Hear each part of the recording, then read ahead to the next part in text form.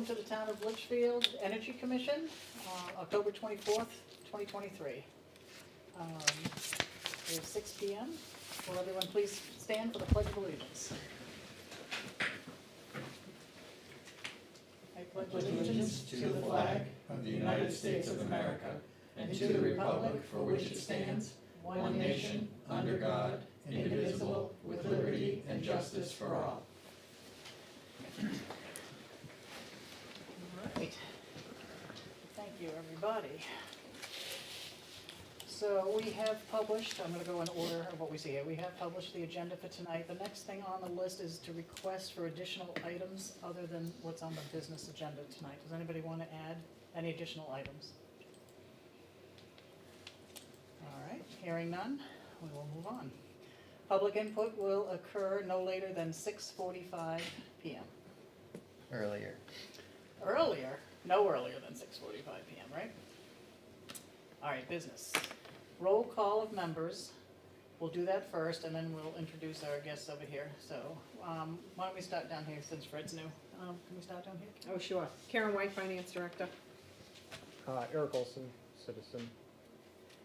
Kimberly Queenan, Selectmen's Rep. Kim Kleiner, Town Administrator. George Wolf, Citizens Rep. Sam Terrell, Citizens Rep. Fred French, Citizens Rep. Welcome, Fred. He's our new Citizens Rep today. Before we begin, we do not have some members present today. John David Son from the Budget Committee is not here today. Steve Weber from the Board of Selectmen and his backup, Steve Gannon, have other commitments today, so they will not be attending. Did we ever get a backup for the school? Liz has resigned. Did anybody ever get Liz appointed? has resigned and the superintendent has been notified, Okay. but he has not. They have not voted in. Okay. Did we want Heritage Commission or no? I'm trying to remember. I don't think we did. No, Not that was Heritage, economic. that's more economic. Yeah. Okay. All right, so we will make a note of that. Also attending are representatives from Standard Power and also ECA Solar net metering, which is what we're going to talk about, right? So why don't we just introduce yourselves? Let's do ECA Solar first. Hi, my name is Todd Fryer. I'm the president founder of ECA Solar. Great, welcome. Thank you. My name is Stephanie Eggers. I'm the development manager for New Hampshire for ECA Solar. Great. And then you are from Standard Power. I'm Emily Mans, and I'm a community power consultant from Standard Power. Great, Glad to be welcome. with you today. Glad you're here. All right, the second item is the election of a chair. So we still do not have our second Board of Selectmen here. So I know it is getting dangerous to keep voting without a chair. So we can make a decision. Do you want to elect a chair, or would you like to wait for the Board of Selectmen? Do you have a legal opinion on that? I know I think we elect the chair. Okay, we're going to elect a chair. All right, so, yeah, it's more for legal reasons. All right, so, does anybody have any suggestions on who or would like to? I'd like to run for the chair. Okay, very good. All right, so we have Sam Terrell. Is anybody else interested in running for the chair? Would you like a vice chair as a backup in case we should have one? Should we have a vice chair? It never hurts. Okay, so Someone like, so we have Sam Terrell is interested in the chair, and what about vice chair? Is anybody interested in that? All quiet? All right, so I guess we're just gonna go for a chair. All right, does anybody else interested in running before I have discussion on it? No? All right, let's have discussion. Anybody else? Any comments or? Okay.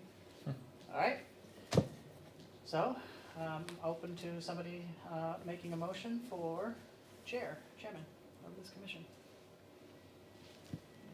Can I make the motion? no. I'll make the motion. All right. So first by George. Anyone want to make a second? I'll second it. Great. All right. Let's have a vote. All in favor say aye. Aye. Aye. Why don't you raise your hand so I can see? Aye. 1, 2, 3, 4, 5, 5, 0. Are those saying no? Abstaining? All right. Congratulations, Sam. You are Thank now you. the chair. Thank you very much. We're gonna put you to just- work. So, am I handing this off to him for tonight, or? Yep, Yeah, I can take all over. right. Do you have it up in your Yep, screen? yep, All so I right. have number 3 on the agenda is the approval of the minutes for October 4th. Great. Did everyone get a chance to review? I'll entertain a motion to approve the minutes. I didn't find anything wrong, so I'll make a motion to approve the October 4th, 2023 minutes. Okay, motion by Kim, second. Anything No. else? Second. Okay, we have a second, so any discussion? All in favor signify by saying aye. Aye. Motion passes. We're all voting on that, right? Everyone Uh, here? Are we, or we just support? I don't know, that's a good point. Well, Why don't we say that thought we were Karen and support. I are just support? okay. Okay, so then we have 5. Five. 5-0-0. 0-0. It's a good number. Yeah. Okay, great. So next up is ECA solar net metering opportunity. Please come on up and let's see what you got. So,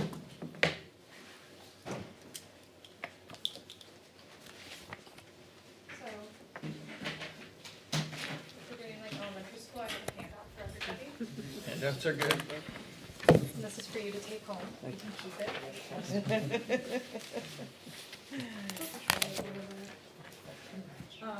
I did also send a copy of this to you, so you And I have it think in your it's in the email. portal, yes. Yeah, right. so if you lose your handout, I won't be offended, but you can reference it elsewhere. There you go. Thank you.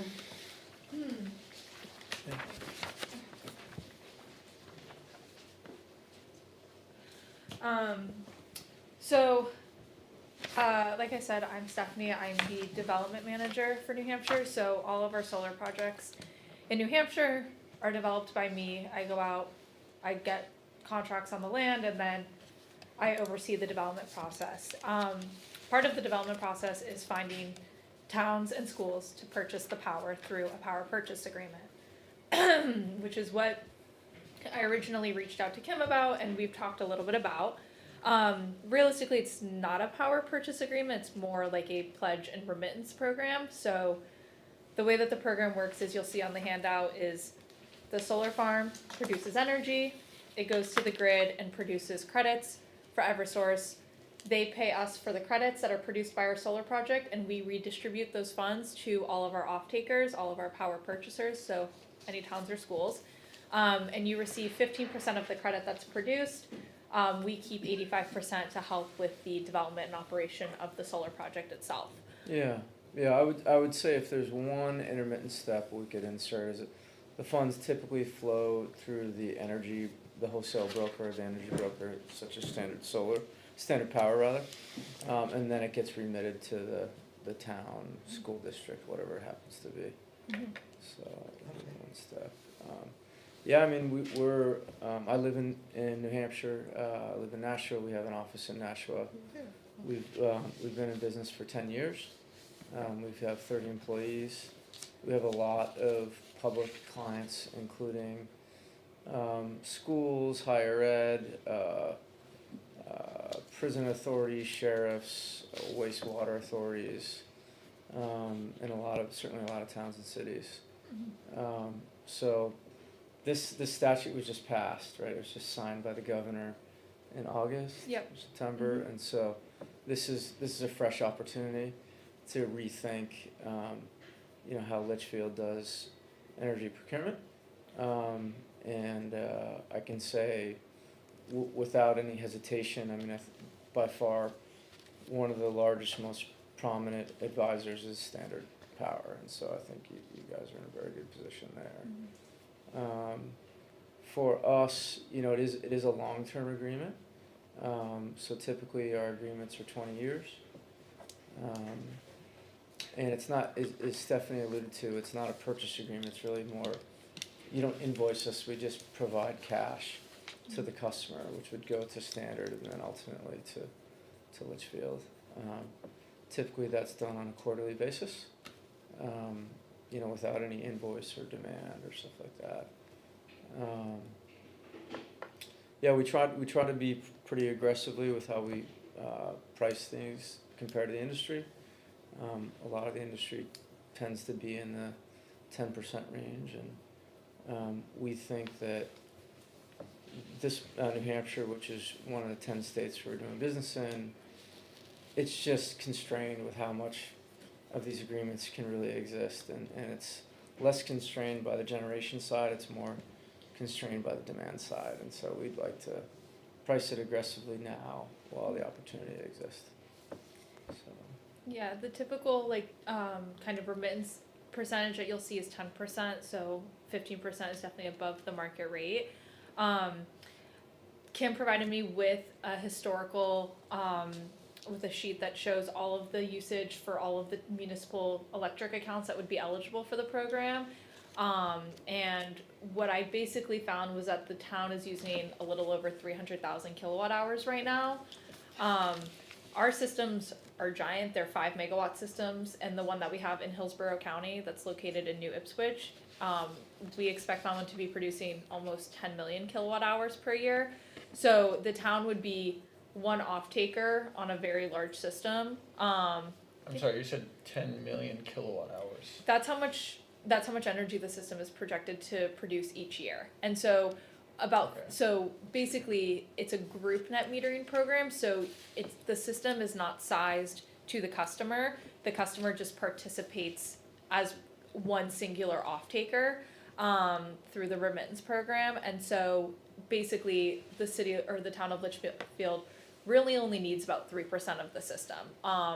And that's giving a remittance on an annual basis of about $7,000, which obviously over a 20 or 25 year term, which is more in line with the lifespan of solar panels, adds up to almost $200,000 a year.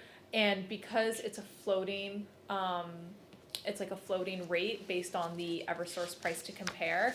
If there's any changes in the market where the Eversource price skyrockets like we saw it do back in 2021, where I think it went up to like 20 cents per kilowatt hour for just supply, your remittance would also be larger to match that increase in the Eversource supply. And I know that in a lot of towns in New Hampshire, a lot of towns and cities, community choice power and competitive supply are very popular, and it's been around for a long time. It's been an unregulated market for quite some time, allowing towns and schools to really explore their options. And although our remittance is tied to the Eversource price to compare, you can still have your third party or competitive supplier and participate in the remittance program. One does not preclude the other, so you can take advantage of lower third party supply rates as well as gain your like regular remittance check that is all based on the Eversource price to compare. So one doesn't preclude the other just because they're completely separate programs that don't interact with one another, especially because our program is a remittance check to you, so it doesn't even show up on your utility bill. So Yeah. may I ask? Yeah. How, maybe it's not, but it sounds similar to the hydro. Yes, Yes. exactly. It is? Yes. Yeah, Okay. and so Standard, I mean, I think they're ultimately, whether it's in private session or not, I think Standard can advise you on the similarities there, but very, very similar to that. Okay. Yes, yeah, very similar. I think if there's any differences, it maybe we're finding that perhaps the percentage of cash is greater with this. And also it is a longer term, so some of the hydro tends to be fairly short and sweet. Yes. Although it can't be terminated per se, it can be assigned to a neighboring town, a school, a state college or whatever it is. But so those are two small little nuances from solar to hydro. But you're right, very similar setup where you're getting a check, and of course Litchfield wouldn't be paying for any capital expenses, right? All those would be covered by private funds.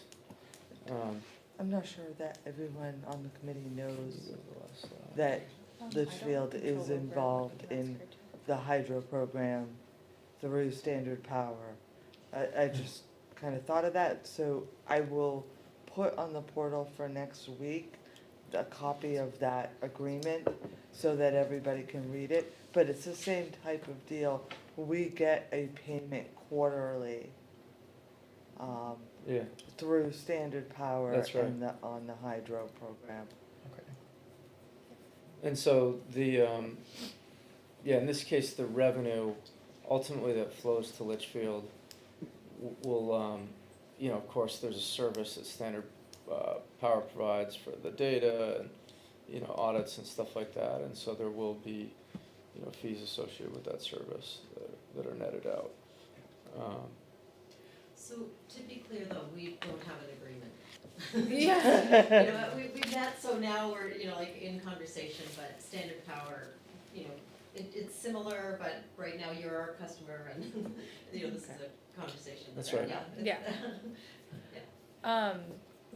Yeah, and when I had reached can out, advance anytime yeah, can you go to want. slide 5, actually? Absolutely. Thank you. Yeah, when I had reached out, I actually had no idea that you guys had worked with Standard Power, which is kind of Right, like I the- remember it which kind is of the came up in norm. conversation. It seems like everybody uses standards. Yeah, that is a response I usually get. So people will be like, "Oh yeah, like we already work with Standard Power," and I know that they do the hydro PPAs. So exactly to your question, it's Great customer service. it's the exact same. It's the exact same system. You know, it's a different term length, and it allows.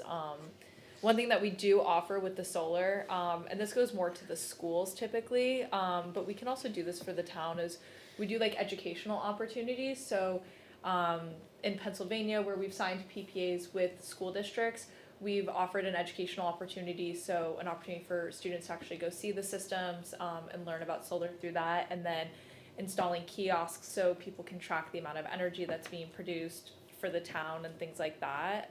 So those are things that we've provided in the past as well to get people more interested, you know, and kind of make it a more engaging thing for people in the town and the community. Yeah, if you could just go back to the slide preceding, that references that there's a citation to the law that was passed in slide 4. Can you go to slide 4? Thank you. Yeah, this was, you know, again, I think this passed in August. There's a lot of various parts of the energy bill that was passed. This one is very specific, involving group net metering. It is only accessible to public entities, so a corporation or a small business or even a residence. What one might think of as traditional community solar is not applicable here, so this is exclusive to public entities. There is a docket that's been formed with the Utility Commission. I should remember, is it 90? It's 9. Oh, it's 901, I think. 901. We'll have to get back to you guys on that, but yeah, there's some rulemaking underneath the statute just to roll it out. I think one of the biggest questions is how many years will this opportunity be in place? We believe it's likely that there'll be at least 20 years, but that's to be determined in the rulemaking. So. Yeah, I think that covers like the main points. Obviously, with your experience with Standard Power, you have experience with net metering and PPAs, but I'm happy to answer any other questions that you may have on, you know, on the program or anything. Yeah, so I think I just need some clarification here. From what you've said, you guys will put down all the capital to build the project. You'll maintain the project, and you'll give us a check every quarter. Yep. So what are we, I feel like I'm missing something. So what, like I said, we kind of call it like a pledge and a remittance program. So what you're pledging is kilowatt hours. What you're pledging is that you're going to use a given amount of energy. So let's say we sign you up for 300,000 kilowatt hours. you have to use 300,000 kilowatt hours. If you don't meet that threshold, that's where we either need to reassign part of your allocation, like part of the system to a different off-taker.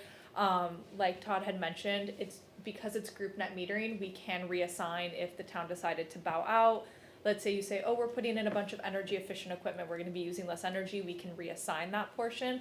But with the pledge, it is pledging to use a certain amount of energy, and so that's kind of the main thing that we have to hammer out in an agreement that we would sign with the town is that pledge of kilowatt hours, because we need that to fill our system, so that way our system can get permitted at the state level and move forward. I see. Mhm. So you just need the town to use the energy. Exactly, yeah. Okay. Yeah, so may it please the new chairman, one of the things that's unusual about New Hampshire compared to other states and other regimes is that typically it's like the net metering credits or the billing credits would appear on the end customer's statements from Eversource, and then we would invoice you and say, hey, you received the savings, now pay us. But in this case, the utility,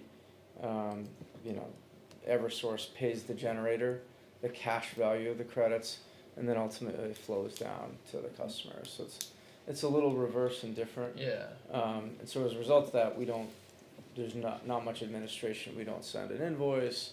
It's just a remittance from that. And so I think it's very easy, transparency-wise, it's very easy to show the statement and the payment from Eversource as well as the meter data.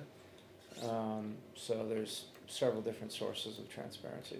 So then we would basically get information from Eversource saying how much power the town used, and we track it that way, and we have a deadline to use a certain amount. That would, yeah, and I think that's more of a service that Standard Power would provide, sort of doing a true up between the customer and what they're receiving, as well as the generator and what's being produced, and just keeping an eye on both of those. But we as the generator are just, our main responsibility is A, producing, and B, doing the remittance. But I think in terms of your personal loads and efficiency projects and everything else, I think that's probably better managed by an energy advisor than a generation. All right. Well, great. Yeah, I'm so grateful for this opportunity to be here tonight. And, How is this going to affect the price of the electricity in town? the short answer is it won't. And so, again, our understanding, it's perhaps a better question for Bob and Emily, but our understanding is that your ability and you'll continue to buy wholesale competitive supply power through your advisors and your agents, and that won't change. But that's our understanding. I think that's consistent with the hydro program as well. Like if that didn't affect your competitive supply procurement, then this would be the same thing. Yep. So for a town this size, is our usage average or above or below, or? Oh boy, I mean, it's all over the map, right? I see. Yeah, I mean, there's some big, Manchester or Hudson or Nashville, obviously they're gonna have pretty big statements. We just met with, I'd say it's probably pretty average for towns, like a town of this size. Yeah, I think just given the size of the town, it's pretty Yeah. average, 3%. But I mean, that's what New Hampshire is it's a bunch of small towns. So it's not like one of our big customers is the city of Somerville, and we just finished building a 4 megawatt project on a brownfield site down in Massachusetts, and all of that power is going to the Somerville Housing Authority. I live next to one of their buildings, and it's a big building, they use a lot of power. So that's the system in Massachusetts. In New Hampshire, it's a lot of small towns that are all gonna, take a small chunk, and it adds up over time. And with the group net metering, and that reassignment, we have kind of the ability to fluctuate between what towns need over time. And there's kind of the flexibility of that reassignment that, allows for changes. yeah. And where is the array? So, if you go up one slide to slide 3, there's some details on the project. So it's in New Ipswich, so in western Hillsborough County, I think it's right on the border actually. And they're just a landowner and they were interested in leasing us some of their property. So we're leasing about 30 acres for the system, and it'll be fed directly into the power lines there. So we've already submitted our interconnection application with Eversource to get connected, and then now we're doing all of our civil consulting work, so sending engineers onto the site to make sure there's no environmental hazards that we need to be worried about. With the virtual net metering program, the location of the system realistically is not a key portion of the program. The system can be anywhere in Eversource New Hampshire territory, and it is eligible for the town to participate in. So, you know, projects go through different phases. We recently had to kill a project in Milton, in Stratford County, for some environmental hazard reasons. So, okay, there's other projects in Stratford County, there's projects in Hillsborough County, that we can substitute in, and as things come up, we're flexible. But we do have, right now our portfolio is like, we have about 3.5 projects kind of going on right now. So there's always new ones that are coming, and ones that don't work out for any reason, we can kind of move on and ensure that we have the capacity for any town or school that's interested in doing the net metering program with us. Is there any reason why you give the production in kilowatt hours per year and not simply kilowatts or megawatts? The nameplate system size will be 5 megawatts AC. That's the maximum size we can do. And that will translate to roughly 7 megawatts DC. But in terms of the output, that is roughly what the system will we call our yield, but that is just roughly what our yield will be. That can be, when we compare that to the value that, we multiply that by the value that Eversource is paying for each one of those units. We ultimately, it's really better. She has a savings chart, but it's almost better described and looked at in terms of cash values rather than kilowatt hours. Because that's what it is, right? It's just a cash remittance. Yeah. It's less of it's not a power purchase. It's not really a kilowatt hour. Yes, you guys are pledging that you're going to use a certain amount of energy with Eversource, but other than that, the KWH is less relevant. So. Yeah, like you said, I do have like a savings chart that gives information on the system size in just kilowatts. So I'm happy to share that with you for a little bit more information on the system. And you'll see in that savings chart all of the town accounts usage tabulated, so you can see where all of the usage is coming from for each municipal account. And then you can see kind of how we calculate out how much of the system would be used for the town, and how we're generating that kind of remittance amount that you can expect to receive on an annual and on the lifetime basis of the project. The one thing I would flag for consideration is the renewable energy credits that are associated with the generation. And so some towns, client schools are very interested in receiving the environmental attributes and they have a budget for such. Others do not, but we do it both ways. Some are bundled with the rec, some are not, depending on, the customer's level of A, budget, and B, motivation to acquire those environmental attributes as part of the purchase, or as part of the remittance, if you will.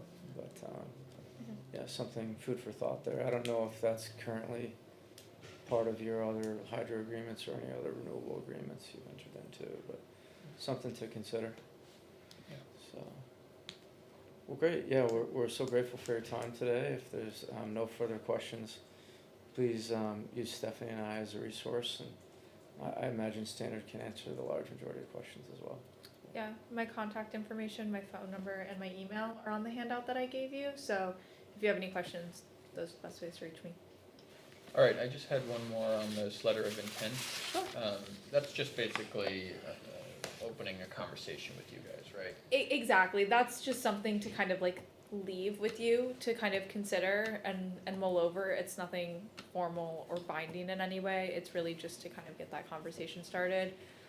We do have a template for a formal agreement that we can provide you with as well, to bring towards the Board of Selectmen and continue the conversation as well. So ultimately, the Energy Committee would be responsible for making a recommendation to the Board of Selectmen. Okay. How far along in the pipeline, getting a pipeline full are you at this point? Yeah, I mean, the statute is new, so it just came out in August, so a lot of the site acquisition and Eversource approvals, including the civil engineering aspect is fresh. Okay. We're working as fast as we can, but, we had seen the bill coming up in the summer, so we had a little bit of a head start. And we're also a member of Clean Energy New Hampshire, which is like our industry association, who's part of the docket, the rulemaking docket. But yeah, I would say, I don't know, in terms of having both the Eversource approval and the non-ministerial permits, what's a target, what's a timeline for? So Eversource, one con with the program being so new in Eversource is that they don't have tariff timelines, so there is no required turnaround time for granting us our interconnection applications, pre-application, like anything. Studies, There's no tariff timeline, so interconnection is typically the longest step in development. It's why we do it the first. All of our projects that we have currently active in development, we have submitted the applications for all of them. But typically, like, when we sign an option to lease with a landowner, it's usually for like 18 to 24 months, so that's typically gonna be the time period to get the system. Yeah, I would certainly hope we'd have our Eversource approval in 2024. And we dual track it, so on the one hand, we're doing the electrical engineering and the Eversource utility approvals. On the other hand, at the same time, we're doing our non-ministerial permits with the planning board, conservation commissions, and so forth, so. I guess I was more referring to the output of the project, about how much you have committed at this point. Oh, I see, I'm yeah, sorry, yeah. you may not have Yeah, phrased that correctly. Yeah, Yeah. you'd know better than me. I mean, we've made, most of the commitments have been, Verbal. yeah, verbal presentation style, Right. not legal binding Yeah. yet at this. That is changing, we do, in general, we think this is gonna get soaked up pretty quick. A year from now, we don't think there's gonna be many customers left. Just because, who wouldn't like to receive $15 out of 100, not pay for anything, so. Yeah, there is like an element, I know the chairman referred to it as sort of like, what's the catch, like sort of seems too good to be true. And we tend to agree, and that's, I think the market does as well, so it's sort of, yeah, we're in sort of a first up and best dressed format, but we literally just internally approved our form agreement for the New Hampshire market earlier today. Just so we can have a legal document to share and send out, but yeah, it's all happening quite quickly, and we're excited to. Yeah, it's a new chapter. We've worked in Maine, we've worked in Rhode Island, we worked in Massachusetts, but this is the first time we've seen a program in New Hampshire that will really scale, and we can underwrite to it. So we're excited. Can I ask you then, why do you want to pay us 15% rather than just sell the power to the grid and keep 100? Because if we do that, basically when we have an off-taker like town or a school, you benefit and we benefit, versus what you're referring to is more like utility scale projects, and they get paid a wholesale rate, Yes, which exactly. is substantially lower. So you're getting the retail rate. It's a retail So rate. it's the retail rate exactly. rather That's than what the the wholesale rate. statute that was just signed in. That's exactly So right. who isn't making the markup then? What do you mean? Like, Well, if the other option would be that you're selling wholesale and then somebody else is turning around and selling that to us at retail price, they're getting that markup. Is that Eversource then? So Eversource is losing out on the steel? So we are a competitor to the utility, yeah. You're a competitor to Eversource, I in mean, the way it's that direct energy is? it's a statutory program, right? I mean, you guys, as we mentioned at the top, you'll continue to use your competitive suppliers, whether it's TransCanada or whoever, Con Edison or whatever. So that won't change, and Eversource is gonna continue to make all their delivery, right? So they're gonna get distribution, transmission, all their other fees, those will also continue. But yeah, this is effectively, it's a net metering program, it's a credit program. We have basically three sources of way, and everyone else that does solar, of making, I guess, revenue or recouping our investment. One is the federal tax credit.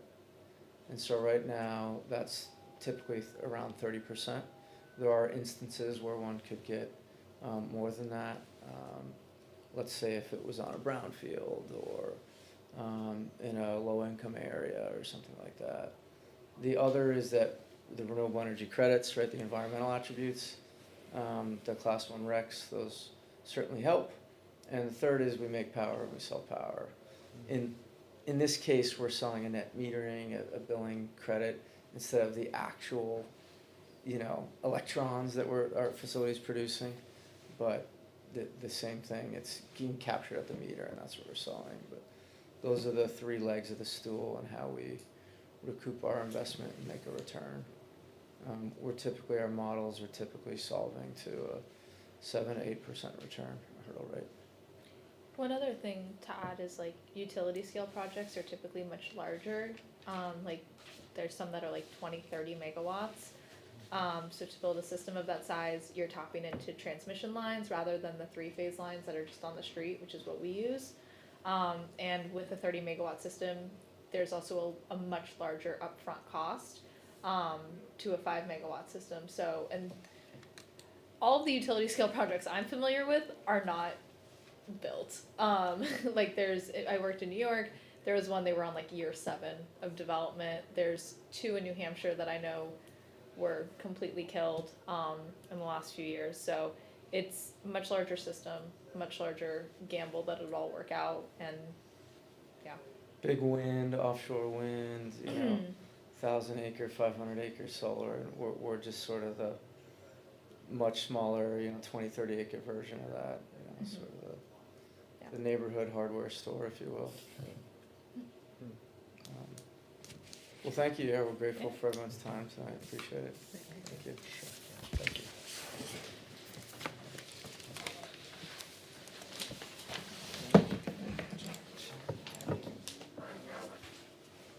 Okay.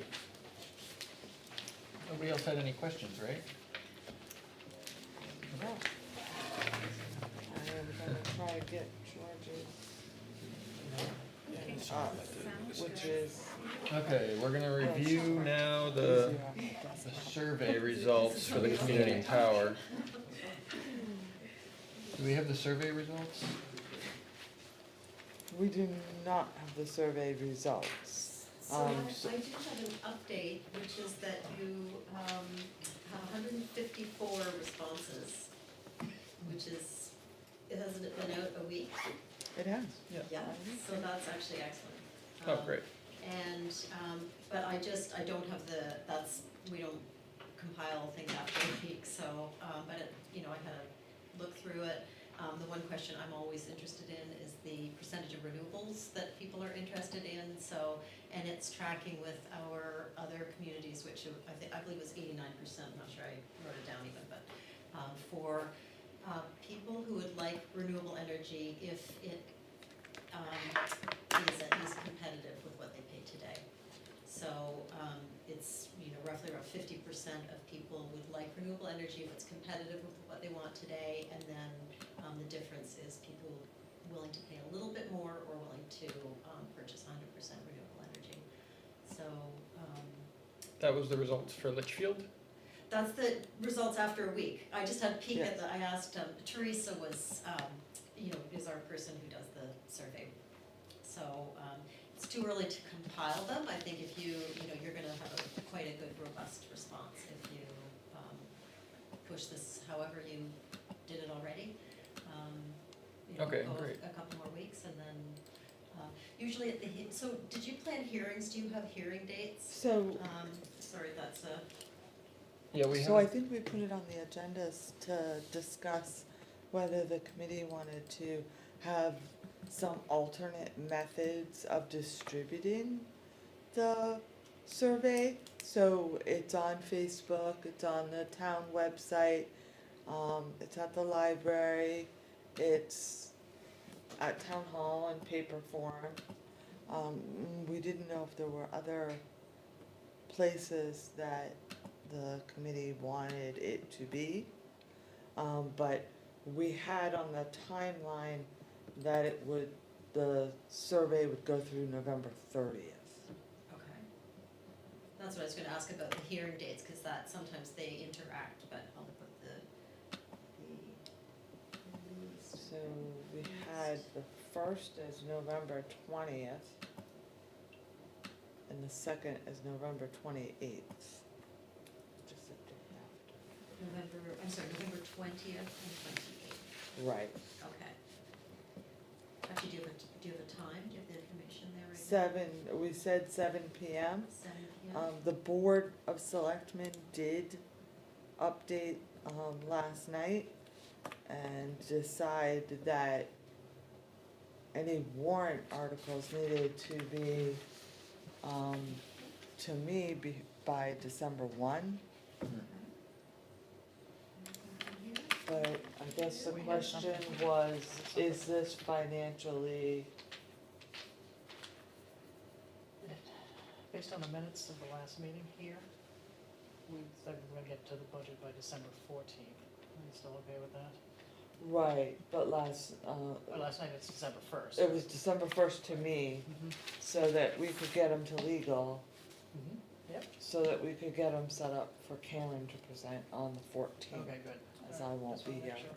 We have a draft that we can send over shortly, so it's fairly prescribed in the RSA, that the town has to vote on the plan. So at its simplest, it's really a sentence about approving the plan, but we suggest some language that you might wanna put around that, and then you can decide as a committee what is appropriate for your town, whether having some description is helpful or confusing to voters. But I can send that over, we have, that is, Yeah. kind of a template thing too, so. yeah, that would be great. Yeah, okay. Yes. So then, do we want to, it seems like we got good results with where the surveys are now. Maybe, does anyone have any suggestions for where else we could put them, we get more participation? You had the library, right? You had the library and the town hall, and we had social media, right? So Facebook and Twitter, and it was gonna be a repost on Friday, so it's gonna go up again with a new video to kind of attract more attention. Yeah, good. So it's on WhatsApp and it's on the government one? It's on our WhatsApp? It's not posted on WhatsApp. Okay, it's on the government one, okay. And it's on your website here, the Yeah. town hall. Yes. How about the recycling center? It's up on the Yeah, side that of was the supposed to be site. there too. Yes, it is on the sign. And if you get paper surveys returned to the town offices, you can either like scan them or, send them to us or give them to us at a meeting, whatever's convenient.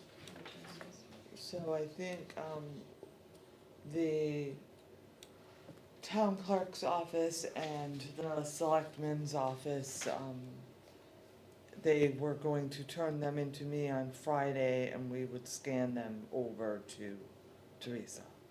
That's perfect, It's just yeah, as it's nice to easy do for in us a to group. scan it, Absolutely, yeah, once a week and, Perfect, yeah, thank you. All right, well then, if there's any more discussion on number 5 on the agenda, we'll move on to number 6, review of the draft community power plan. May I say something, I'm not sure it's on the agenda, but it would be important, since you're a new chair, I wanna Yeah. make sure. So the hearings need to be noticed, and that's something that the town does, so, yes, we do. so whatever the process, of just to be clear that I can help you with language if you want, but the hearing, we don't do the notices necessarily, usually the town. Yes, takes we care of will, yeah, we'll handle that. Okay, the notice. okay. Okay, so has everyone had a chance to review this? And did anyone do any markups that they wanna make any comments on? Any So- changes? George did, and I am trying at the moment to upload it to the portal for everyone to view. Which isn't the easiest thing from here, but.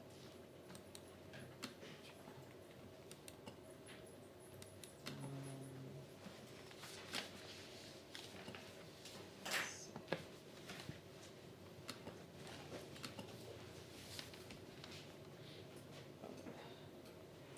Has this been edited since the last time we met and made comments, or is this just the same? I don't think so, I believe I'm looking at the same, Oh, okay. Alright. did you think you had provided? The last meeting, we definitely had a number of comments, but we didn't have anything, marked up electronically. It was all just verbal, so I wasn't sure if any of those changes were made. Okay, I think was Bob here? Yeah. Okay, so I'll check in with Bob about, if it wasn't clear that he was taking notes and he probably thought you were sending them over, so. Okay, yeah. Perhaps, so apologize, so perhaps we could go over them again, or, Yeah, yeah, okay. at the done stuff. This one. Okay. I'm gonna answer it now. One of the many. Actually, I can check one more place too, so I can check on this. And fill out twice once for the house, once for the. So, I am.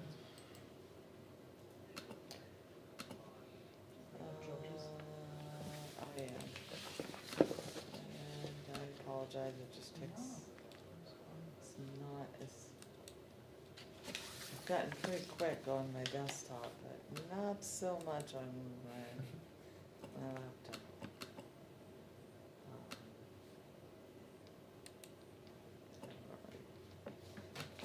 No changes. Yeah, I'm not sure that they made any, they didn't send me a new, draft. So, Teresa sent me the draft in Word because you had requested it. But I don't believe that that draft she sent in Word had the changes that you mentioned at your last meeting.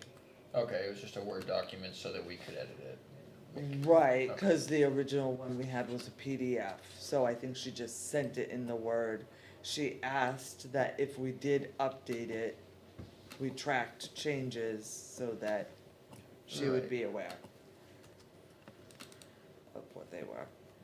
Yeah, it's just clear that instead of trying to compare two documents, it's just, Where is it? It's a lot easier and faster. Yeah. yeah, Definitely. yeah, we appreciate it. Okay, what did we call it? I did have a question that I did not ask last time on, section 5 on the plan, where it talks about the optional products. The 50%, it says, a product with substantial additional renewable energy, this product offers up to 50% renewables above the RPS, Yeah, which is 24%, right? yes, So it's 50% above the 24%, so that's 74%. it would No, be, it's- so we have found this Once you language to open be it up. confusing, and Yeah. a lot of towns will just Should take see the last the, phrase off and do up to Okay. 50%, Yeah, and then this when should it comes to see bidding, they do comments, 50% exactly. Track changes. Okay, So yeah. I'll make that change, I mean, if you would like, I'll just make that change. Yeah, Very good. And there's some direct edits into the, Just for- Okay. and on the next one, it says 100% above the RPS. So I'm going My to only real objection is the same one I made last time about the opt-in. share this Or with opt-out. the committee and And in the table, that's done. so the default will be target 5 to 10% additional renewable energy, but then the opt-out would be targets 50% renewable energy and 100% renewable energy in the table, to be Right. consistent. I had mentioned last time, I think the default should be the basic, but we agreed to see the results of the survey. Okay, So hopefully if everyone goes to the portal, there should be a draft that George sent over with edits, if this worked.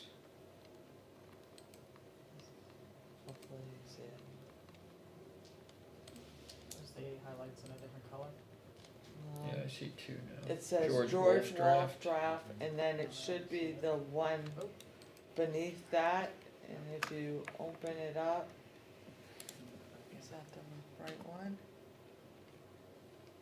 Oh, yeah, I see Copies George are Wolf open right made now. a bunch of Oh, comments. whoa, But I have a separate copy, so.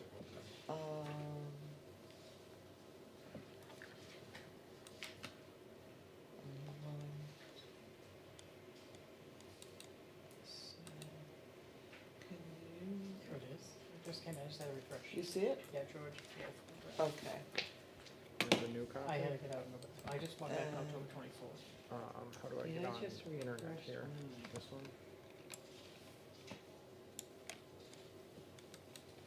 Okay. Are you in fourth? I don't even have have the Wi-Fi up. It doesn't seem to want to let me. So I see his name is above or below? Below. I'll figure it out later. we need to, Yes, did, he's- Yeah, yes. it doesn't. did you seem to get wanna let me a, in. If you just go to like google.com. Litchfield then it'll pop up and NH say you have to click on email address Oh, you yet? have to go to Google? Well, anyway, Okay, that's, Ah, okay. so, Could be. Fred, you have a Litchfield NH Yeah. email, I don't right? even know if Yeah. I have internet. I don't think it's giving me internet. Eric? Eric, did you get issued a Litchfield NH email address? No. Okay, that's the problem, so with George and Eric, cause you already had one, Sam from, It's Planning. Gmail, right? it's, Litchfield NH dot gov. Yes, Just why. I had Yes, that. What am I? So I'm on that's the why you conservation. can't Okay. see Yeah, it, that so makes I'm sense. gonna get you that email address, and No. I'm gonna get Eric one. It's asking me to go to a network login page, but it Fred doesn't is load. good, It just and keeps showing me then this. you'll be able to You see must it, that's log in why you before you can't can see it. So Eric probably can't either. You wanna just share this, or Sure. we can see the edits? Yeah, I can get logged on. Is it up there? Karen, you can, right? I don't know. Yeah, I'm You can see it? Okay. So are you looking at a draft? Do you want me, I don't know whether you wanna give me access to your Send it to- but or, So what or, Yeah. or you can just work in it and I'll just follow You'll see the along. Well, photo, we'll give you the. what's your However you email want to. address? Okay. And then Well, can't we just have it up on the screen here? Yeah, Is we that can, populate? we can do that, so, And when we get down here, oh, it says there we go. Okay. Wow, that was too easy. submit. Which one is his, the The, above or the but yeah, below? the below. The one below, below, this one, okay, yeah. good. And it's up on the screen now, Oh, it is, okay. yeah, Oh, there's your, oh, look at you. so, Boy, very nice. Nice comments. Good job. wow. It's a good thing that reset came up today, I thought the meeting was Thursday. Okay, so. Solar customers.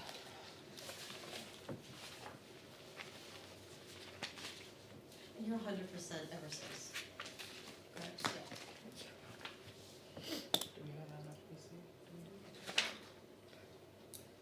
So we have a contracted rate through Standard Power, through the RFP that NRPC, did, but it's all Eversource. Okay. Yeah. Thank you. So would you like to just go through your comments? Yeah, if everyone's comfortable with that. Sure. I think there was a number of comments that were consolidated from the meeting, like solar, for example, was a big one to a couple of people. And I wasn't sure how to treat that, so just walking through the comments. I downloaded, I can make it bigger. Some of them, I won't go over the minor editorial ones. One of the big things is in the initiation of the program at the start, how are we treating solar customers? Now, I understand that it's opt-in. No. Sorry, Opt out. it's opt-out for solar customers. But my question is, can we segregate solar because as opt-in? You know, it's because there's different tariff rates, and I assume that anybody's on net metering has a specific tariff. So it's however we define them as eligible under the program, Correct. okay? And I think that the statute allows for us to do it one of two ways. By the, and I'll call it a tariff class, because the way I understand this is all set up, you have retail and small commercial, then you've got commercial, When you used to attach them. and then you've got industrial When vein. you used to attach them. Understood the takeaway. Screen, and that's when you can't. Oh, this is In other too words, small to really when you scroll on it. develop the rates, Seems like these don't and line you go up out for very well with contract, the- you're going out for 3 classes of contracts. Very hard to see which So one's which. that's not the way we do it. So, Okay. um, That was my takeaway from rereading the plan. So I want to make sure I They're understood it highlighted, correctly. it's just Okay, Sometimes they're um, like this. those where are they all match, and residential then rates, sometimes they're just not. residential and small Commercial. commercial. So in Eversource, there are R and G and GV and LG Mhm. classes of customers. So R is residential, G in general is small commercial under 100 kilowatts of demand, of maximum demand over a certain period of time.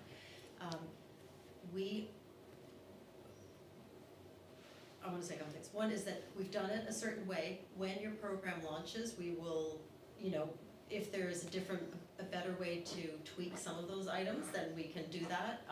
But the way we are planning right now is we will do the launch the same way we did the other one, which is we just have rates for G and R customers. Well, for all Eversource default service customers. So actually, there could be larger commercial customers that are on Eversource default supply and eligible for automatic enrollment in your program. It's just, so we serve all customers on Eversource default supply are eligible for automatic enrollment, and that includes net metering customers, which is really where your question started. Right. That's our interpretation of how, that's what we did in our first programs, that's how we think that the law says we should do it. Now, we are aware that there's another service provider that actually wrote the law that did it a different way. But the reason we are inclined to still do it that way is that the utility data, and you've probably heard this too, is not coming across perfectly. So they do send us information about net metering customers. There's a column, and it even identifies some of them as NEM 1 or NEM 2, the 2 tariffs, but it's not complete. So our thinking is that we should give, the clearest message we can give to net metering customers is you are responsible and we will help you. That's the simplest. If the more, so we do give them resources. If you look on, keencommunitypower.com, you'll see there's a 2-page net metering sheet. Maybe we can improve that.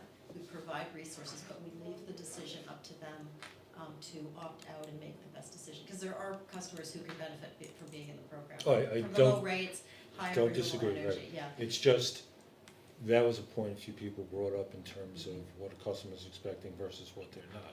And Yeah. based on what I saw again in the section Yeah, so let's look there. 53.3. Oh, Yeah, okay. it comes up a couple different places in this, and that's more of a general comment Yeah, as we walk through this. So it looks like we do have the commercial industrial classes, tariffs included. so we all, Eversource, so everyone who is on Eversource default service, Right. when the program launches, is eligible for automatic enrollment. And they get the rates that we offer. So anyone who's on competitive supply can opt into the program. If there was a large commercial customer that wanted to opt in after the program launches, the plan says we have the option to give them the program rate or to give them a different rate. And that protects, a market rate, like we're not, but that protects the program and the residential customers. So so it's so that we can price on a known group of customers. We bundle a known group, we get great prices, we go to launch with that.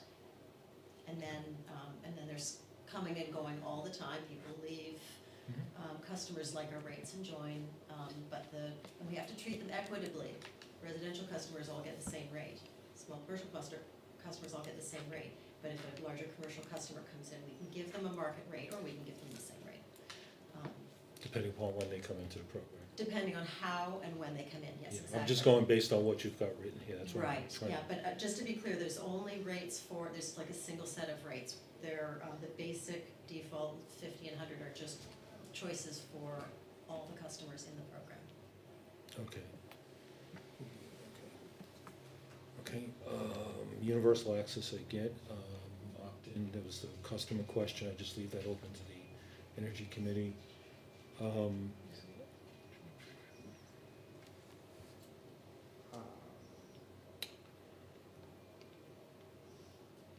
Among the new eligible customers, program distinguishes between, receive program pricing. The program pricing, I think we need a better definition on that, because you do reference it once or twice, and again, since most of the people be participating are residential or small commercial, it's really whatever your contract rate is the entire term of the contract. Right. And they can, as I understood it from when, I think it was Bob was here the last time, they can jump on and off at will, without penalty coming back. Correct, and we always, the PUC really wants us to say on a monthly meter read. Right. So it's not quite, it Right, is a little exactly. kludgy to come and go, but they can, you know, Right, yes, they can I'd absolutely. like to see that in, actually written out, so that it's very clear in the plan. About the, coming and going on a Yes, monthly meter read. yeah. So it is in, so they had us add it to, exhibit 2, so it's, but I can make it more prominent. Yeah, then a body might be a little bit better. I point out, there's also, it doesn't explain anywhere, what rate net metering customers will actually get. Yeah, that was a point later on, actually, that's no documentation whatsoever in that. Where would that be? The ESA, is that an addendum? So net metering customers, so the only rates in the program are the rates that are available to all customers. There's no, we have no separate net metering tariff. There's no separate rate. Okay, then- But how is a, let's say, a net positive output net metering customer looking at this, how would they know how much money they're gonna get for their power? So at the moment, if they're on the later tariff and they have production, monthly production is greater than their use, they should not participate in the program. Eversource doesn't remit their supply credit, so they remit only the distribution transmission credit. So it's a big penalty for a customer of that type. And so again, maybe by the time you launch, we'll have fixed it, because there's a lot of people in that case. I just think if they are going to be automatically included in the program, they should at least be aware. Because the language doesn't, you tell me here that they should not be in the program, but the language in this document says that we will communicate with them so they can decide what's best for them. But clearly what's best for them is to not be in the program. Yet we want to automatically put them in the program with this. So we consider them kind of a special class. So the program is, the bulk of the program will be regular default service customers that just pay their bills and are gonna have lower rates. But then there are low-income people who receive energy assistance. That program, those dollars stay with them, they can benefit from the program and from that. Net metering customers then get also blocked into blocks. So there's the ones on the earlier tariff, there's ones with production that are greater than their sales. Their, I can't remember if I'm using the right terms, but, or the reverse. So they're kind of blocks of customers, and in order, but net metering customers often don't even know which tariff they're on, or until they call us. I've talked to a lot of people where they, my first, question is, do you have a bill in front of you? So I can tell them which tariff they're on. So we need, so a net metering customer that knows what tariff they're on can do the math, can say, this is their rate, this is our production, this is what I'm losing.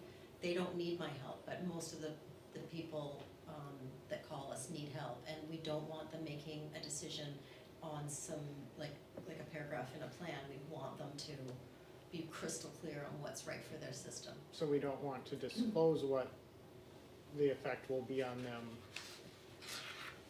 we wanna leave it up to a private conversation, we can't publicly disclose what the deal is for these people? So we do disclose it, if you look on, and I'm referring you to Keene Community Power because it's a running program, and there's a two-page net metering, information sheet there, and that has a lot of information, that's sort of like the chunked, guidelines, a lot of people will be able to sort themselves out right from there. But if you're not sure, if you can't answer the questions that are in the document, then you give us a call. And that document, that was done, and it can probably be improved. I'm not saying that that's set in stone by any means, that can probably be clear. But if you haven't seen that one, that's, I think, the level of detail that you're talking about. I suppose, maybe what you're saying is that you'd like it in the plan. Well, That's a little more rigid than having it on your website than Well, what would you consider them? it's really unclear reading this, how this is going to affect them. So, let's say that I, as a positive producer, am looking at this, how do I know what this is going to cost me? So this is a great question. I love this question because you remind me to say my favorite part about community power is that a committee and the community builds the program, and then we work to get everybody in the right individual choice that they want. So whether they want to opt out, or lowest price, or 100% renewable, or and it's just another case where if you're a little bit positive, you might still get in the program and take the 100% rate and be 100% renewable. Like there really are people who, like you really do have an individual choice. It might be obvious for some systems, I'm not saying, big systems shouldn't be in, group net metering hosts cannot be in. But a lot of people have a little bit of saving, a system that's close and. So I think the point here is that, yeah, we're here to produce this plan, and we want everyone to be automatically enrolled in whatever is best for them. So, to Eric's point, for most net metering producers, it's not best for them to be in this program. So can we have them automatically opted out? For the net metering customers whose production is higher than they're on the newer tariff, it's not. But other net metering customers benefit from the lower rates in the program. So, we can't, the law and rules say that we automatically enroll the default service customers. We go from, Eversource default to, and that's an equity issue. We can't survey people ahead of time and say, which one do you want to, well, we do survey, because there is an opt-out Well, period. Right. So we send a You letter. tell that. Yes, Can exactly. you explain that? Because I think that will help. Yes, that's true. So the process, so we're going through a process right now that's a planning process. Then you go to town meeting, but then once we go to pricing, we get pricing that we like, then there's a whole outreach program where everybody gets a letter in the mail. And you have a minimum of 30 days to figure out whether you're going to proceed to automatic enrollment or choose another product or opt out of the program. And that's a minimum of 30 days. And then there's outreach at that point where everyone can sort themselves out.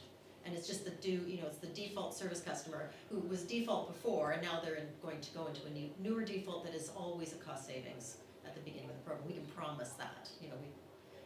We aim for lifetime savings, and then we promise savings on the launch. Can you answer for me? I plan to have a system that will give me a net output that should bring me about $7,000 every year.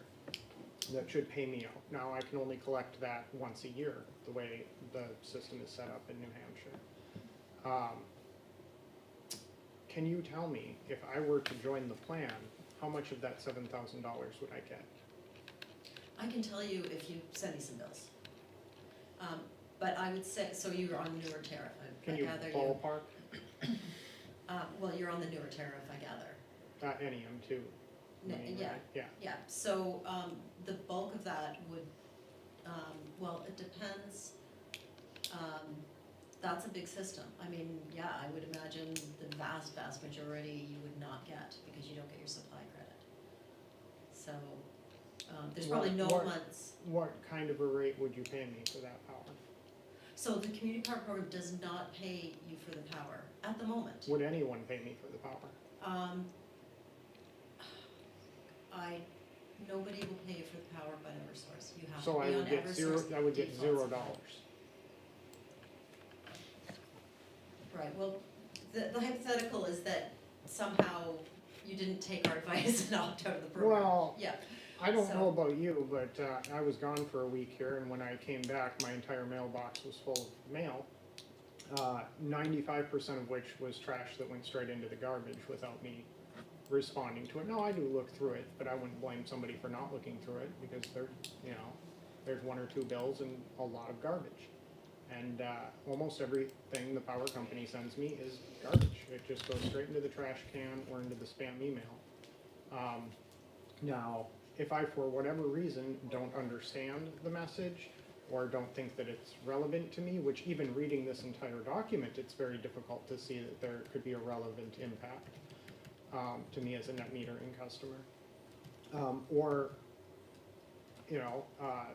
say I do contact somebody and I talk to them in a private conversation on the phone that I don't, have a recording of or written down anywhere, and it's not clear to me that I'm going to lose all of my income from my solar setup. Should we not have that publicly disclosed somewhere where somebody can see and say, hey, this is something I need to take into account? okay, so I don't think you make 7,000 a month, so of course you No, have a year. some. You can only Right, redeem so- it once per year, which is a problem because somebody might not notice at the end of the month that they didn't get that money because they can't collect it every month. Right, so I'm just saying you'd lose it a month at a time. Like, it is a problem if you don't see it, in a big system like that, it would add up. Yeah. The losses would add up. That's all right. Your losses would add up. And we just we're just creating a plan and doing our best to get people sorted. And we're not, the plan isn't yet able to reliably opt you out. My point is that we get information from the utility, but if we promise to opt you out, now you have a promise that we can't necessarily keep because our information isn't that good. So we put the You're telling me that the utility rate information is not correct? not the utility rate information, but we get Sorry, utility contact. customer classification. So the contact information has been, the utility information comes across the best that they have. But we don't have, so there's some contact information. So sometimes we could contact customers, and that might be something we could do. But in terms of, this group is you're on this side of the program where you're creating a program. And so we want to promise exactly what we can promise, which is that we can't promise that we're going to opt you out reliably. Well, Because if you count on us to opt you out, then the utility might not tell us that you exist, and then you're not opted out. But But you can also ask for all of the customer data for all tariff classes, except for any M2, correct? So the data comes across as an Excel spreadsheet and it has columns, and they added one that identifies NEM 1 and 2, but you may have seen that there's been like a lawsuit about it, it's not accurate. So we get it, no, obviously they know who they are, they must have other columns, they must have other ways, maybe by the time you launch, we'll know who you are, maybe we'll have your contact information, and we'll either, and contact you and say, our records indicate you're an M2 customer and you should participate. But even that isn't right, because we wouldn't know your generation, that's still not information that the and it might program's change meant over to know. time. Right, it might change over I might time. not be doing a net positive output because I'm using a lot of energy for something, and I might stop doing that at some point. Right, so net metering customers tend to be very analytical and,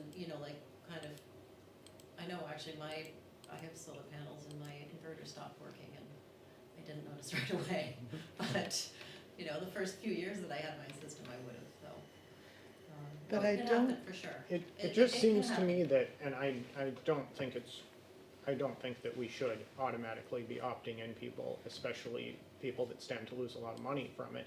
But if we are going to, I think we should at least put in the public documentation that you will not get paid for your positive output, because that's just honest. So it is in the letters, and again, and I urge you to go, and I'm sorry I'm sending you to another town's website, but we don't publish websites that don't have actual rates in them, because that's even more confusing. So if you go to keencommunitypower.com, it has the document, it has the letter that was sent to eligible customers, and in there it's, it does say that, you may have a loss of value.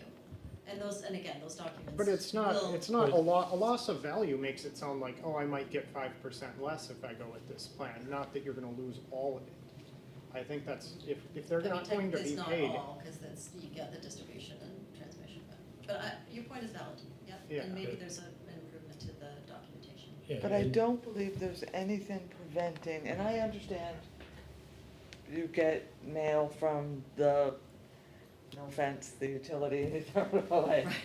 No offense, I do probably the same thing, but, other than a bill, but there's nothing that prevents the town during the initial period from also reaching out to people that have solar panels and asking them to contact Standard Power and have a discussion to ensure that they are getting treated. And we do. So Karen pulled the information off of our assessing system for everybody that has solar panels, and we need to know, right? So you are assessed for your solar panels on your home. So that's why we have that information. There's like 96 people or properties, I won't say people, properties that have solar panels in Litchfield. The building permit side, because you have to get you're supposed to. Please get a building permit if you're putting solar panels on your home. They have about 120. So there's some that are probably new in the process of, and the assessor hasn't picked up the final product on their. So we know who has solar panels. I think we make it, the town's gonna reach out to those people. We're going to watch out for our residents. And not put it on the solar, other than the initial that you would normally do. I think if we do it in duplicate, then we're ensuring some.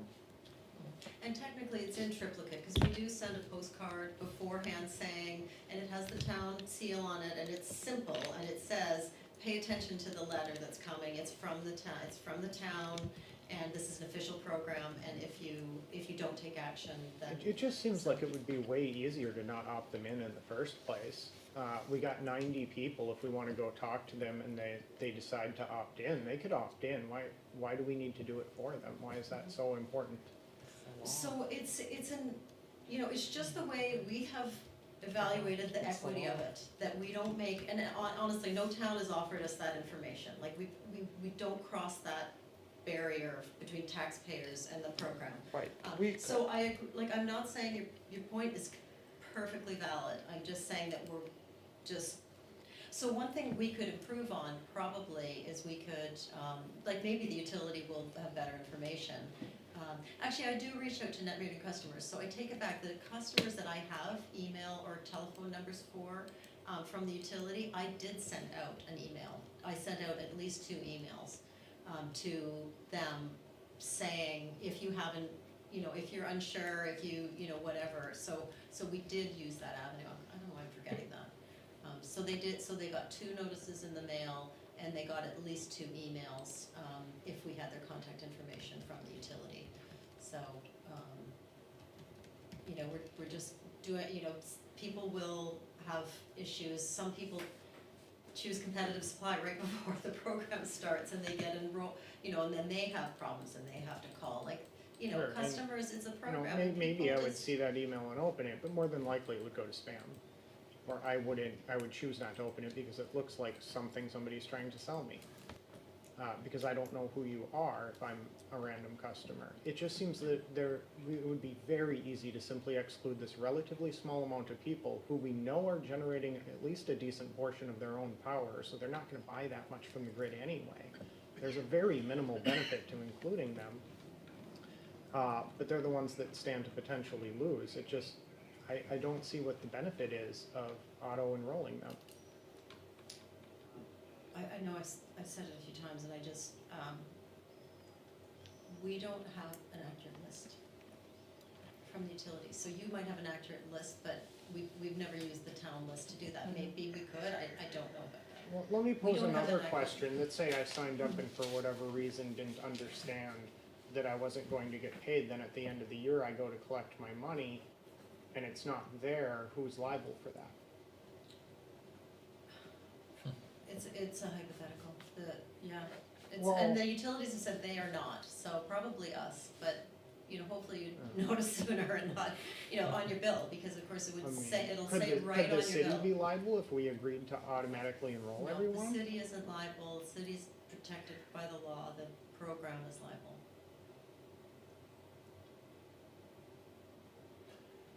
So if we as a town could get an accurate list, could we have a subset of people who are not automatically opted in?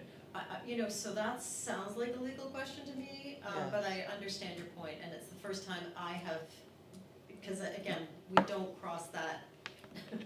We have no Yeah. access to that confidential information. Right, so that I'm would not be quite on sure us to how get that would work. information, right? Yeah, how that I would think it's a work, question for but, our council. Okay. Yeah, Because- perhaps we could start there. Because that Yes, seems to be, I'll if be that's how we have it possible, too. that seems to be like the best option. Yeah, but Because I'll I go think over down it your- counters the legislation.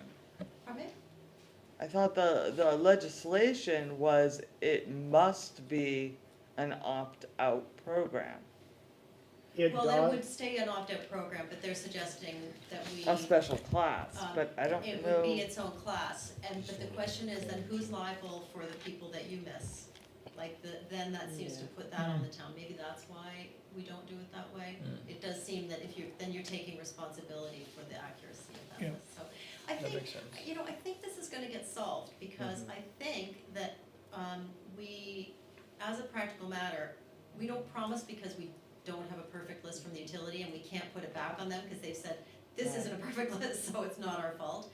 But as a practical matter, we have a pretty good list, and we have people calling us and we put it on them. So, yes, there might be one or two people, and luckily, you're here, so it won't happen to you.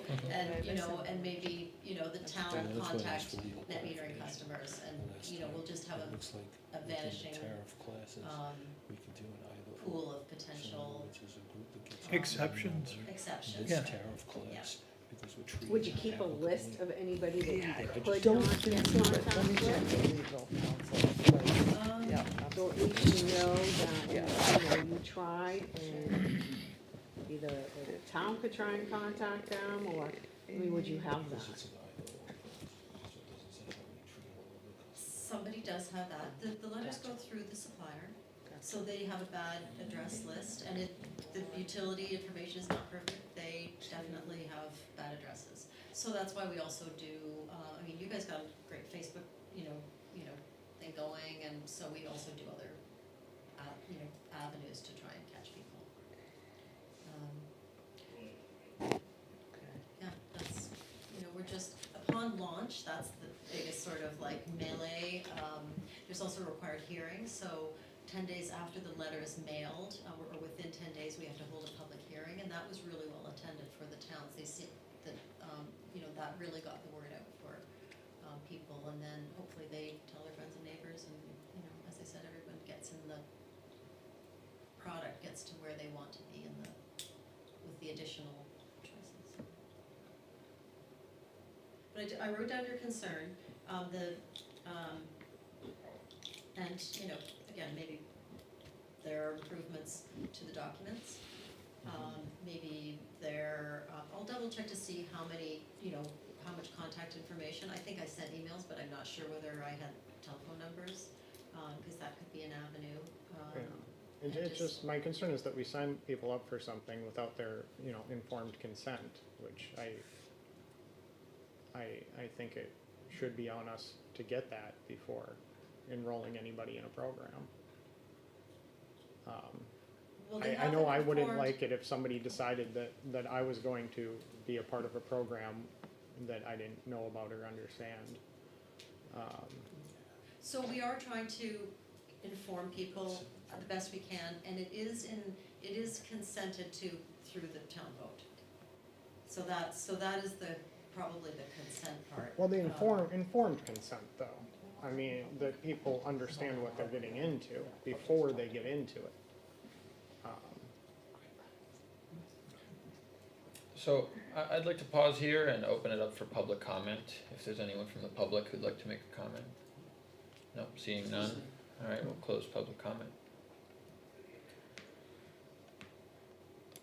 So, okay, I think we understand that's something that needs to be addressed.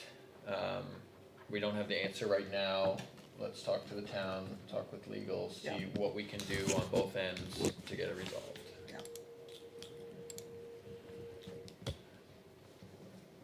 Yeah.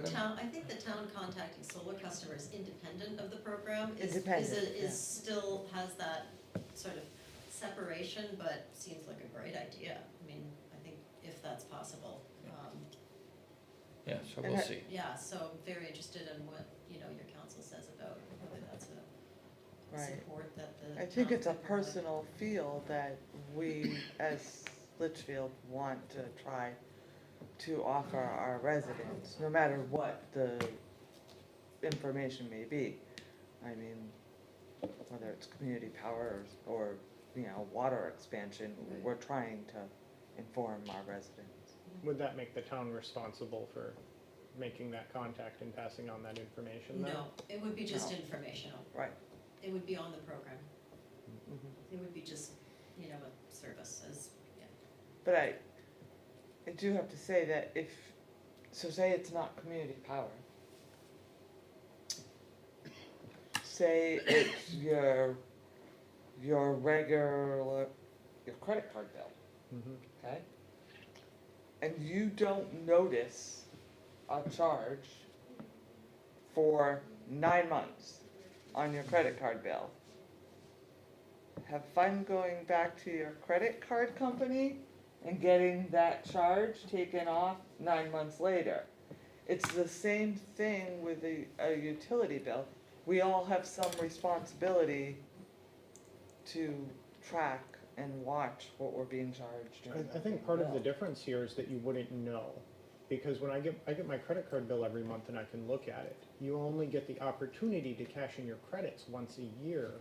So there's no reason that somebody would check on a monthly basis. They get to that point where that one time a year where they can get their credits all at once and then realize that they're not there when they go to try to collect them. But to my understanding, that's one of the items they're trying to fix in the whole program, is the fact that no one can really track these except Well, they the- can't, it's on your bill, but you're saying that you don't open your bill, so yes. No, I'm not saying that I don't open my bill. Well, it's I- on your bill then, It will say on my bill Yeah. that I that there's no have, credit there. that there's no credit? Yeah.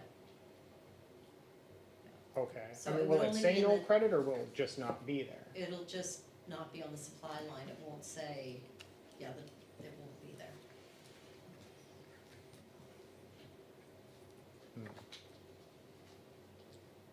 But there's no, even if you only miss that 1 month, is there anything they can do to collect that missed month once they realize that that one line isn't there?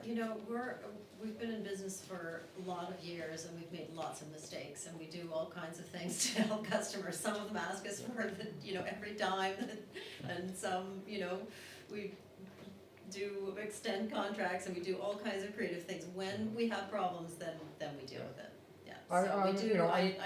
We do hope people have like a best effort for. Yeah, I'm just thinking forward to, right now, we're an extreme minority, but I would expect that to change as time goes forward here. That this will be probably an exponentially growing segment of the market. And then which is a great point, we do sweeps, so after the program launches and we get all sorted out, then I think we're gonna do them quarterly, where we look for new residents, and we go through and see who's on. Now, everybody's looking out for net meter customers, so I've had someone call me and say, I wanna join, and then call me back and say, oh, wait a minute, I'm putting solar panels on, and the utility told me not to join the program. So we're all on the same team with the utility and the supplier, and us, if we know you're a net metering customer, then we'll help you figure it out. You have a lot of, as you know, you have a lot of support when you're, when you're changing products at this point, so. All right, Yeah. I think we should move on. Are there any other comments on the community power plan that anyone wants to bring up? Just one more, on the energy assistance. I think that needs to be clarified a little bit, because I don't know if that applies to the supply and distribution charges, or just the distribution charges. So if someone comes off of the Eversource supply, and they're getting energy assistance, do they lose that? They don't lose it, it stays exactly the same. What's the source of the charge in terms of, is it calculated off of distribution? It's calculated off the entire bill as if the customer is paying the default supply. Okay. So, and then it's add on the bill, so whether or not they're on competitive supply. All right, I've been marking up a couple things as we've been talking, Mhm. because I'd like to see that specific language in that section. Okay, I'm 'Cause I just think thinking there's probably, clarity. maybe we should refer to the law too, for people who, it's a little hard to describe, but, because it's a percentage off, but it's Right, it's no, as if you're on default supply, whether or not you're on competitive supply. basically, there's no change, There's those specific no words change. should be here.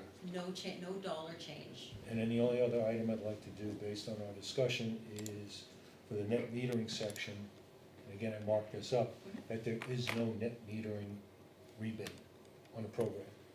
Because you do say that, in accordance, yada, yada, yada, program may determine the terms and conditions.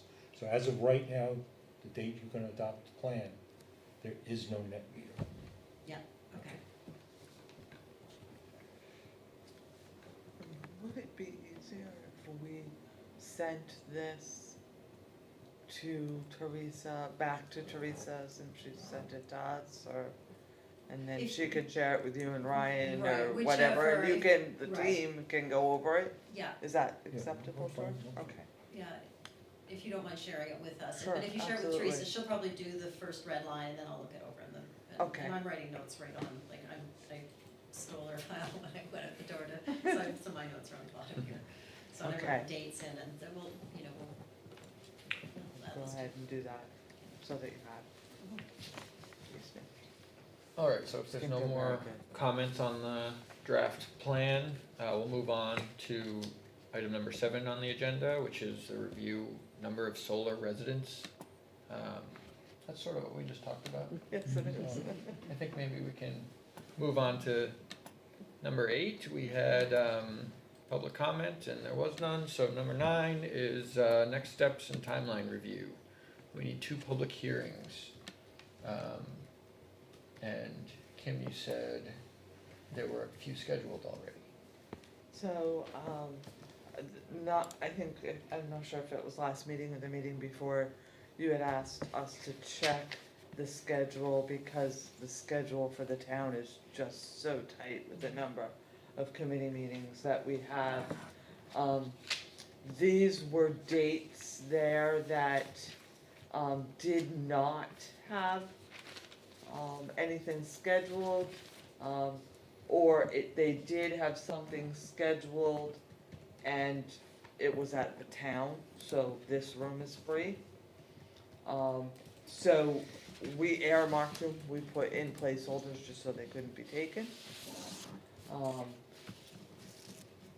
If we are looking at, and so the board has asked me to send out a notification telling everyone to have the warrant articles to me by December 1st, so that I can get them through the legal process. The 28th is cutting it pretty close for that second The warrant article I can send you right away, it's not dependent on the hearings. or the I plan? mean, you could, they can stop the process or something like that, but the language, Or the plan. you can have a long look at Okay. that. The plan, no, we would, prefer to approve the plan after the second hearing.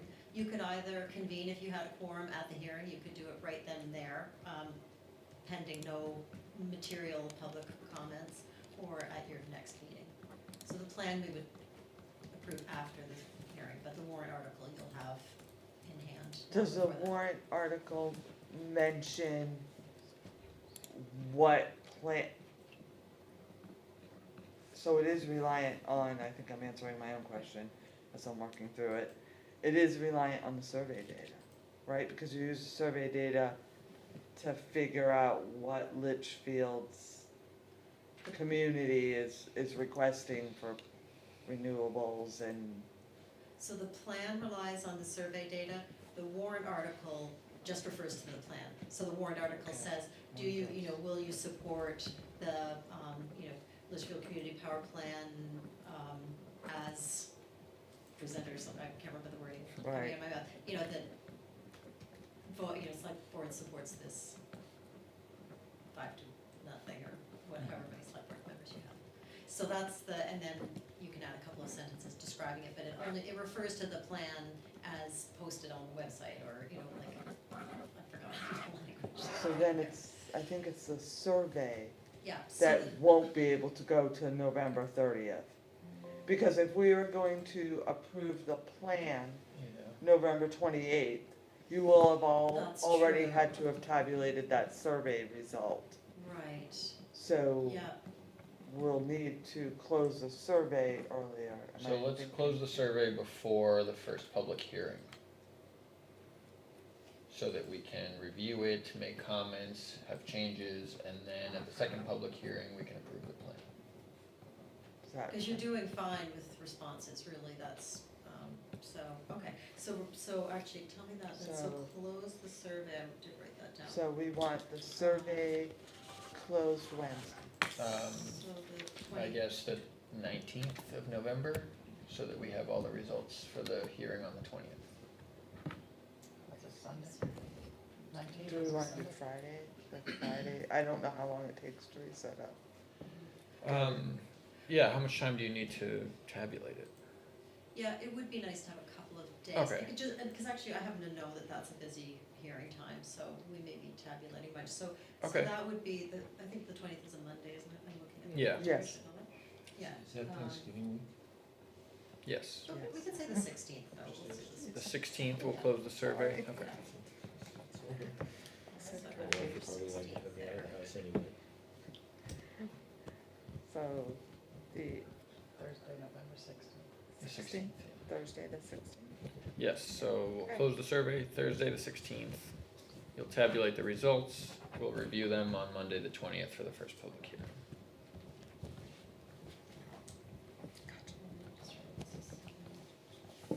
Okay, and then the public hearing, you have locations already? So I have November 20th, 7 PM. Right at this location. Okay, the fire, so this is the fire department. Okay, and then the one on the November 28th at 7 PM. Same. Same.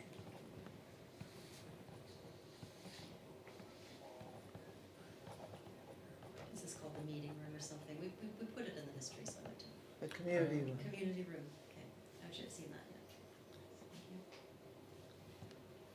And will we need more than What more seats you this? think? Yeah. Maybe. Have you ever seen one need more seating than this? These hearings, no, this will be fine. Okay. For the one where, once you're launching, once you have rates and people can really see what the program is, then they're more curious and you'll get, so I would say if you have a bigger meeting room, but that's after town vote. We'll give you lots of warning about, We'll just get the auditorium at the school. yeah, the school's great. Yeah. I mean, people do pack in, no, don't get me wrong, about, Mm. but, you have the, police, but warden and the fire department at the other door for the capacity, so. All right. Is there any other business anyone wants to discuss? And I'll entertain a motion to adjourn. I'll make a motion to adjourn. Oh, George has Then it. I'll second. George motion to adjourn, Kim second. Any more discussion? All in favor signify by saying aye. Aye. Thank you very much, everyone. I saw your email. Please, Kim. Oh, You do have to call Kimberly.